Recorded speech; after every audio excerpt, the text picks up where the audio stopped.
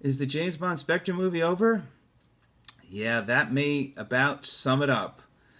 This James Bond movie was definitely a snoozer to me for the most part. In fact, people were walking out of the movie saying to those that they were seeing the movie with how they fell asleep. I kept hearing, I fell asleep in this movie. I fell asleep in this movie. And even when I went to the bathroom after, I am hearing people in the bathroom saying they fell asleep. So it was about a 2.5 hour movie, maybe a little less, but it was probably the 2.5 hours that I personally wish that I used it to see another movie or do something else.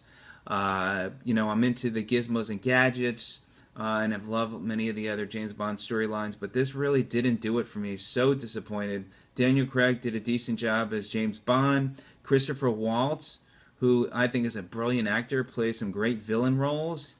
He something was missing with that villain role. I don't know. It seemed like there were little bits and pieces of him, but it was really strange story.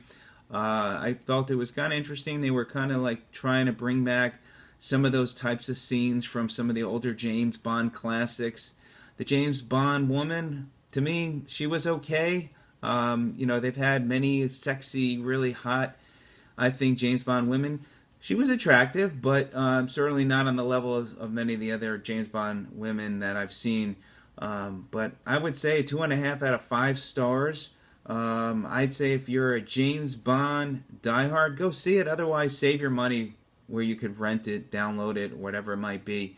But overall, very disappointed. Not sure if I will see another James Bond in the theater again after the disappointment in this. Be interesting to see who will be the next James Bond, and maybe the sneak preview and the trailer on the next James Bond I'll go see. But for me, Spectre was a real disappointment.